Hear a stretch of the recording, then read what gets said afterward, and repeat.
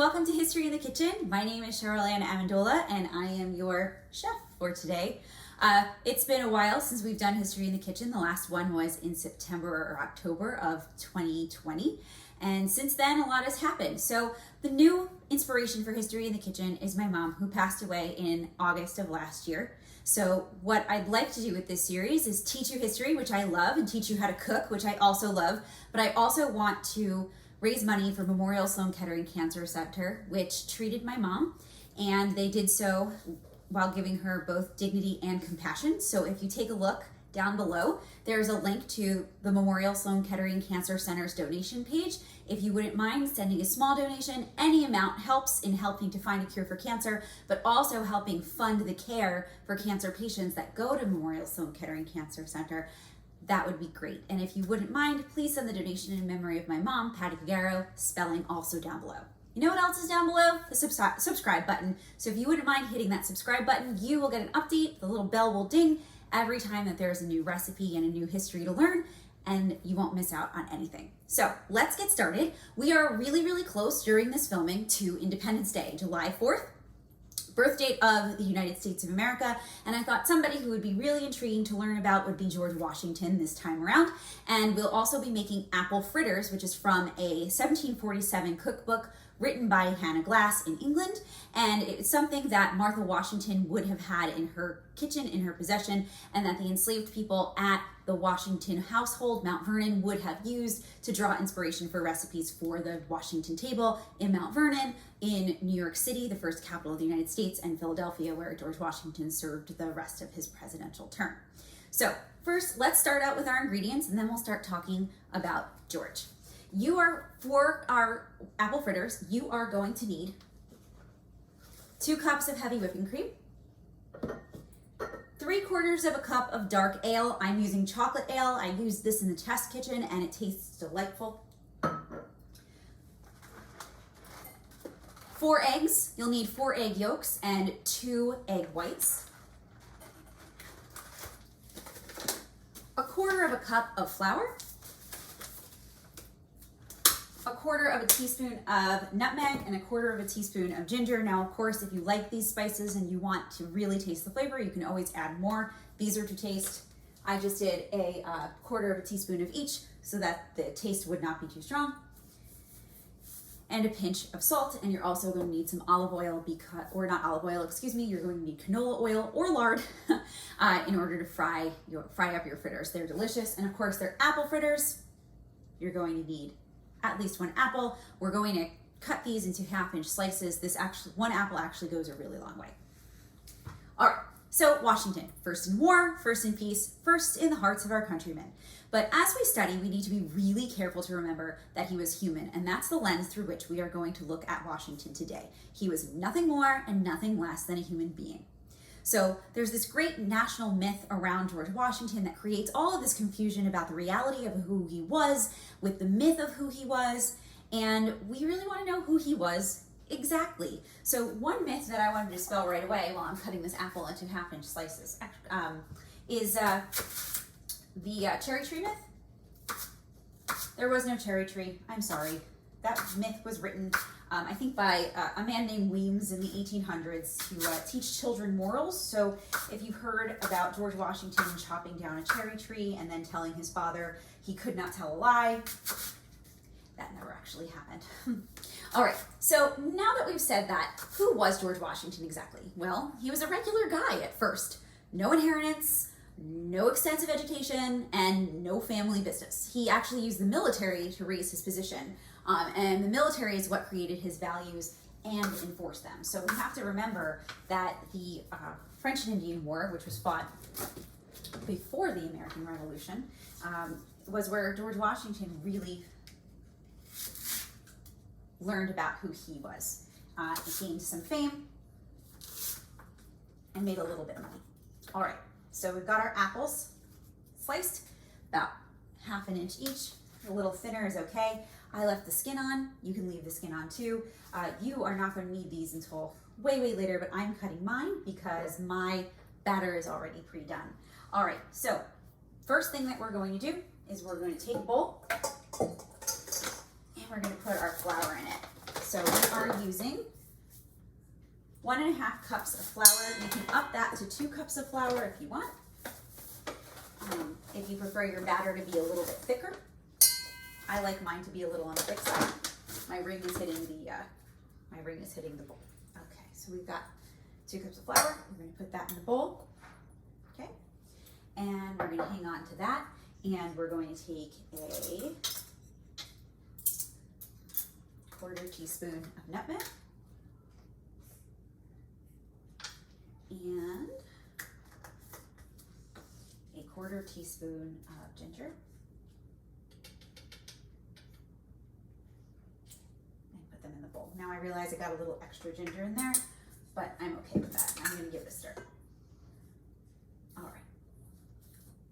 Next thing we're going to do for our fritters is we are going to warm up the ale and the heavy cream in the pot. And we're not going to boil it. We're just going to warm it so that it's just a little hot to the touch on the tip of our finger. All right, so we need 2 cups of heavy cream. We're going to put that in here. And then I'm going to use the same measuring cup for the ale. It's all going in the same place anyway, and these 2 things are going to be mixed together. All right, I have to grab a bottle opener.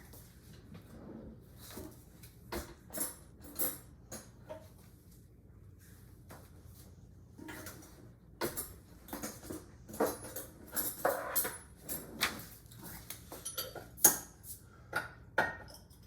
And we need 3/4 of a cup.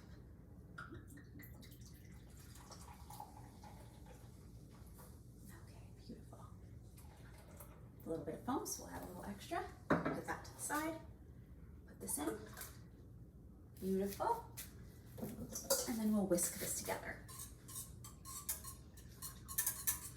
Perfect. Looks good. Smells good. Let's turn it on. Now I'm not going to put it on high heat. I'm just going to put it on medium heat because, like I said, I don't want it to boil. I just want it to get warm to the touch. Okay, so we've got our dry ingredients mixed, we've got our ale and our cream getting warm. The next thing we're going to do is separate the eggs, but first let's get back to George Washington. So Washington married Martha Washington, whose name was not Martha Washington at the time, on January 6, 1759. She came with 7,000 acres of land and 250 enslaved people who were left to her by her first husband. So Washington was Martha Washington's second husband, not her first. She chose Washington. So Washington doesn't choose her. She chose him, mostly because he was totally handsome. He's this really tall, muscular guy, kind of famous, good looking. He doesn't bring a lot of wealth to the marriage, but she really likes him. She was smart and she was vivacious and she was really optimistic. She was super charming. Everybody loved Martha Washington. She was the belle of the ball all the time. The Washingtons, Martha and George, had no children together. So George Washington did not father any children. He was a stepfather to Martha's children, and Martha's children came from her first husband, Daniel Parke Custis.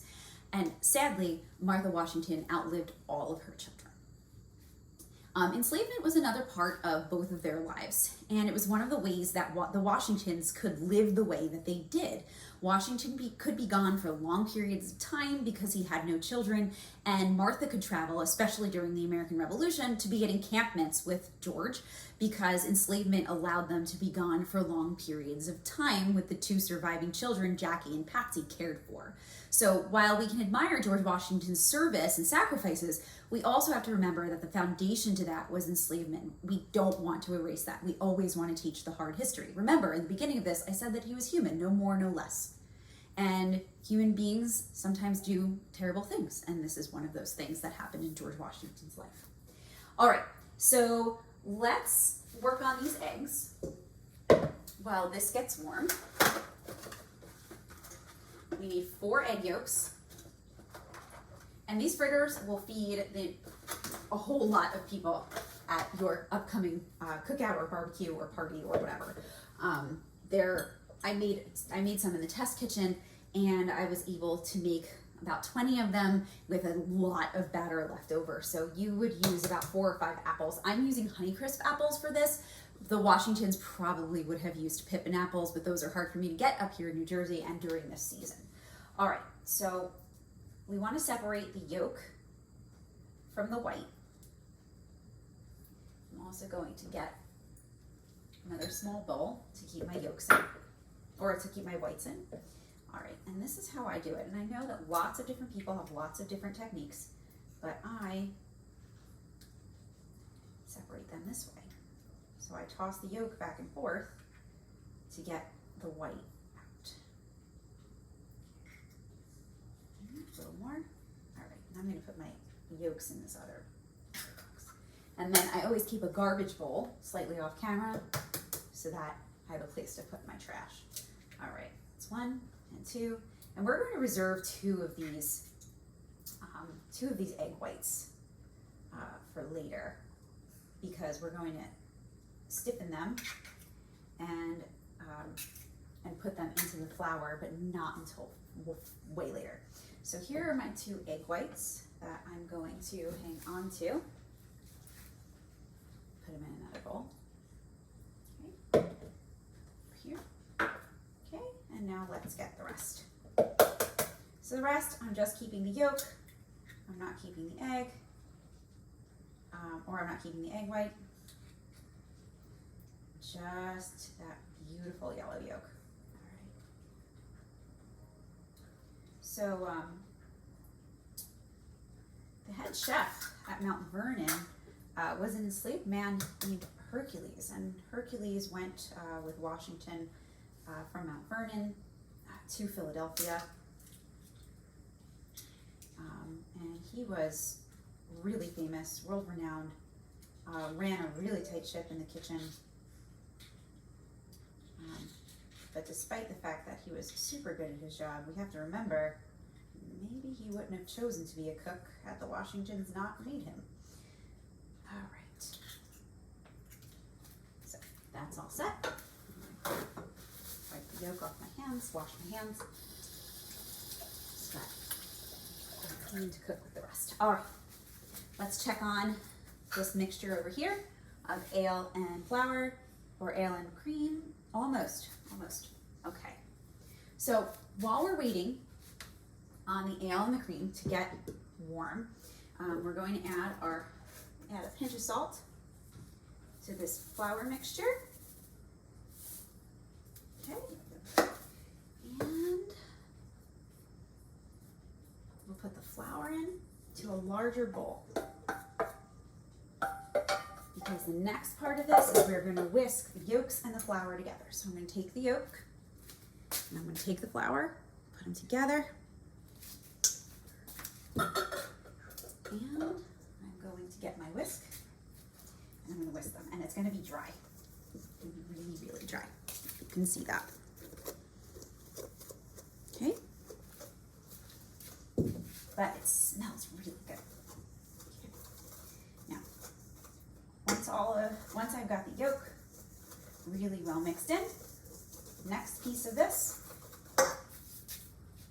is the warm ale mixture. Okay, so let's put this in here. I'm going to add the liquid. I'm going to stir all that together. So let's get the whisk out. All right, so George Washington, as we continue to talk about him, was also an entrepreneur. He was good at envisioning business and the economy, both personally, for himself and for Martha and her children, but also for the entire nation. He was involved in the seizure of indigenous land. So part of his business venture was speculating or buying Western lands. And then he felt that was necessary, both for his personal economy, but also for westward expansion. So, and again, good for his personal economy, good for the national economy, but it was also a loss for American Indians. In fact, American Indians loss was Washington's gain. The Haudenosaunee, or some of you might know them as the Iroquois, they called him Town Destroyer. So for every action that Washington made, there was also a consequence, and someone who was affected by those actions either positively or negatively. So Washington, though, can also be admired for leading the helm of our country, creating a brand new one. When the United States was created, it was a brand new experiment. There had never been a democracy like ours before. No other nation had ever declared independence from the mother country before. When the Constitution was written, no other place had a constitution quite like ours. So the complexity of the 1770s and the 1780s showed what George Washington was up against when our country was created. So in the Revolution, he was up against the greatest army and navy in the world, Britain. He had an all-volunteer army, so none of the people were professionals in the army. There was public apathy. There were a lot of people who just did not care about what was going on in the Revolutionary era. True story.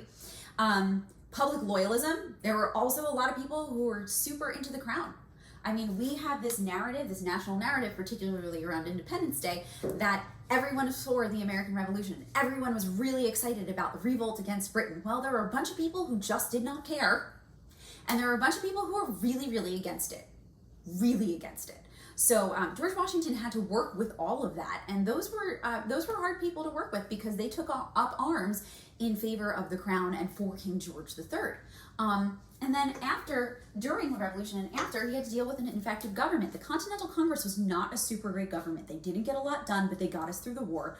And then the Articles of Confederation, which were our first constitution, didn't give the United States government quite enough power to do what it needed to do in order for the U.S. to come out of debt, join together, and be taken as a serious country. So Washington had a lot to deal with. All right, so here's the batter right now. It is warm, it's a little bit lumpy, and it's very liquidy.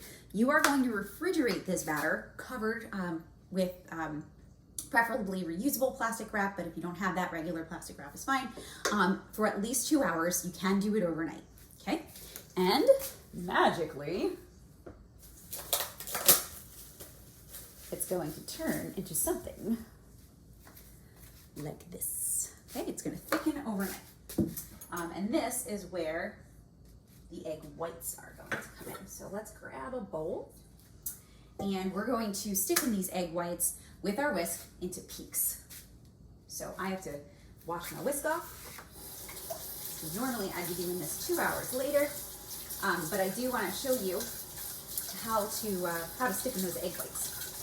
It's easiest with an electric mixer, but you can use a hand whisk as well, and that's actually how I prefer to get it done.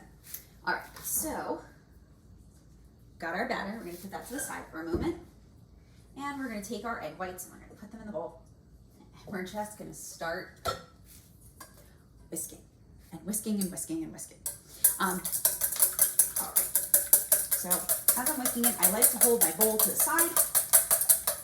And if you're looking for strength training, this is a really great way to do that, because we're going to whisk this for quite a while. And your egg whites, which are not really white, they're more yellow, are actually going to turn white and they're going to turn foamy. So remember, as you're doing this, number one, we're talking about Washington the man, not Washington the legend. And number two, if you wanted to take a look at that link down below, click it and make a donation to Memorial Sloan Kettering Cancer Center to help cure cancer, because that's the whole idea behind History in the Kitchen this time around. That would be super. Any donation would be great. Additionally, if you want to hit that subscribe button, especially because you are admiring my historic knowledge and also strength in making egg whites or in sticking egg whites, that'd be super cheap. While we're at it, you can follow me on Instagram at Teaching History Her Way, or on Twitter at History Her Way. I have lots of different content for you to take a look at. Historical, pedagogical, a little bit. All right. We're getting there. You can see it's getting nice and foamy. All right, let's keep going. And then more Washington when we're done sticking egg whites, because then once they're stiff, we are going to fold them into our batter.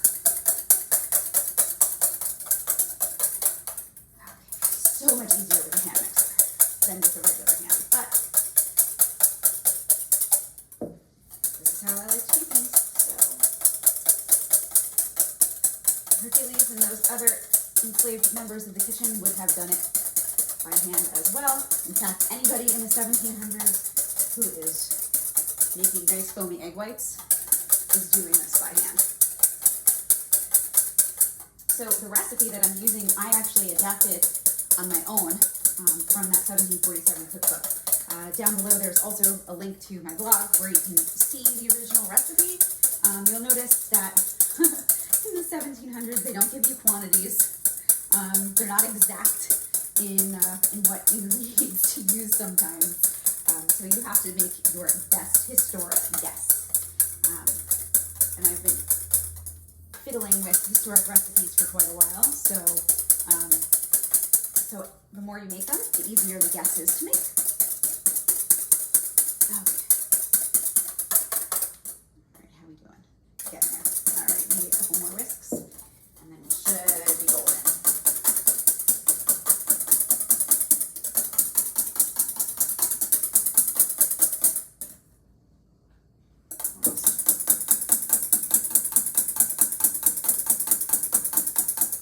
Now, if you find that you are not getting that white foam and you're not getting it to peak, there might have been a little bit of water in your bowl, you might have had a little bit more egg yolk than you thought in your whites, or you might just not be moving your whisk fast enough. Don't worry, you can always start this part over again if you need to, even if you don't want to. Okay, I'm getting some peaks in there, so that's good. All right, so we're going to fold this into the batter. And so pour it in. Beautiful. And I'm going to fold in and chat at the same time. Now, this is what makes your batter fluffy. You definitely do not want to skip this step. All right, so in the Revolution, while Washington lost more battles than he won, he was the primary strategist that led to victory in the Revolution. So Congress created the Continental Army on June 14th, 1775, and John Adams nominated George Washington to serve as the Army's commander-in-chief. So prior to that appointment, Washington had never commanded a large army in the field. So Washington was brandy new, mostly, at such a big job. So not only did Washington have the most military experience among the congressional delegates, so nobody else was qualified for the job, but John Adams pointed out that there was also a great political advantage in having someone outside of New England take command of a military force that was hanging out around Boston and was largely made up of New Englanders. So George Washington also creates the buy-in that Congress needs in order for people to participate in the American Revolution. And in order for independence to be declared, because we didn't want the American Revolution to be seen as New England's war with Great Britain. It needed to be seen as a colonial war against Great Britain. And having a Virginian, George Washington was a Virginian, as the head of the army really helped that cause. So Washington arrived shortly after the conclusion of the Battle of Bunker Hill, and then he moved swiftly to try to command these forces that couldn't shoot together, didn't get along, ran away all the time, were not professional soldiers. And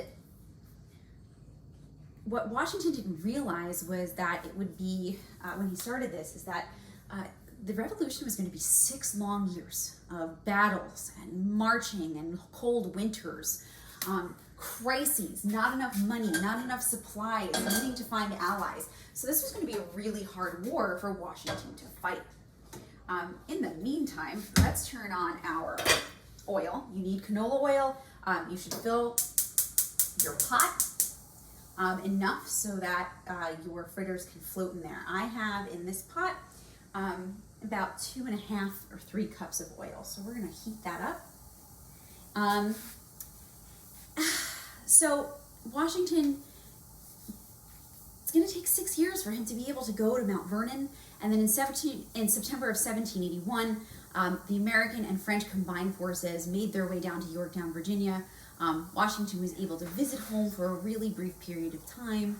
And at Mount Vernon, at Washington's house, is where Washington and Rochambeau made their plan to defeat Cornwallis and trap them on the York Peninsula. So Washington is part of this, and Washington's home is a large part in American victory. Now, the coolest part about George Washington's military career here is that he resigns command of the Continental Army after the war is won. 1781 is the surrender. We get the Treaty of Paris in 1783. So in 1783, Washington lays down his military power, and there's no precedent of a military general or a commander laying down their power. He believed that power lies with the people and not with the military. And that's also why he resigned the presidency after 2 terms, which was also unprecedented. So we always want to remember that Washington was a man, and he's a man who made mistakes and relied on slave labor, and who relied on wealth not only in that way, but also in seizing Indian land and taking it from them unjustly. But he's also a guy who did some really awesome things. So he creates this country for us through his presidency, through his military command. He has a vision for the United States that it's to be ruled by the people. He sets a precedent for a peaceful transfer of power. Those are all really amazing things. So what I'm hoping that you learn today is not only that apple fritters are delicious, and we're going to finish them in a moment, but also that whenever we look at the founding generation, whenever we look at our Washingtons, our Jeffersons, our Adamses, we see them for who they are. And that's their humanness. They are human. And we can study them without holding them up on a pedestal. All right, so let's check to see if our oil is warm. And the way we're going to do that is we're just going to take some batter with our fingers. You can use a spoon if you want and drop it in. And if the batter starts frying, that means that it's fritter time. And we are just about there. Okay, so you're going to take your apples, dip them in to the batter, and you're going to cover them up really, really well. Okay, get a nice thick layer of batter on that apple. Okay, and you can do a few of them, so we'll do a couple. I'm actually just going to leave them in the bowl while we wait. Okay, and you'll use a slotted spoon to get them out. All right, that oil is ready, so we're going to start dropping them in. And they'll float right back up to the top, and you'll start hearing the sizzle in a moment. Beautiful. Now, if you would like, once you are finished frying your apple fritters, you can mix together a 1/4 cup of sugar and a teaspoon of cinnamon, and you can sprinkle some cinnamon sugar on them, which is what I did this morning. And the way I know that these are delicious is because when I did them in the test kitchen to make sure that my recipe would, my adaptation would work, in a couple of hours they were all gone. My family likes them, and that's how I know, because I was not seeing them anymore. All right, let's get that one in there. I want to get a few in there so I can show you. And you're going to fry these until they turn golden brown. So not too brown and not too light, because if they're light, they're just going to be mushy, and the apple isn't going to cook on the inside. And we want the apple on the inside to get mushy, and we want the batter to be super fluffy. Okay, beautiful. That's good for now. You're going to want to turn them with a slotted spoon to make sure that they cook evenly, and they should be floating around in there. You can hear the oil cooking. I'm going to actually lower it a little bit. Okay. And when you take them out, I prefer to use a paper towel to take some of that grease, to soak up some of that grease.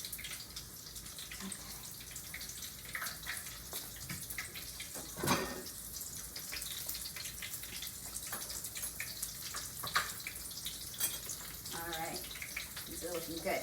So I keep them in for about 45 seconds to a minute. Look at these. They're so beautiful. I can't wait to eat them.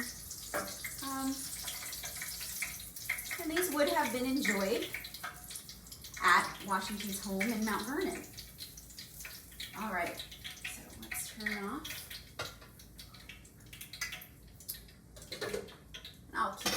I'll keep frying these until I'm out of batter. You saw the amount of batter that I had. So I'm gonna be frying here for quite a while. And I'll put some cinnamon sugar on these, a little sprinkle. And it's nice to do it while it's still hot so that the sugar melts in. Look at that. These are beautiful and they smell so good and they're also delicious. Thank you so much for joining me for History in the Kitchen for our July 4th edition, Washington and apple fritters. I hope you enjoyed that. I hope you will make the recipe. If you make this, please tag me on Instagram or on Facebook, wherever it is that you're posting these to social media. I would love to see them. You can find me on Instagram at Teaching History Her Way, or on Twitter at History Her Way, or on Facebook, Teaching History Her Way. Please don't forget to take a look at the link below and make a donation to Memorial Sloan Kettering Cancer Center. And please also don't forget to have a wonderful time eating these really, really delicious apple fritters.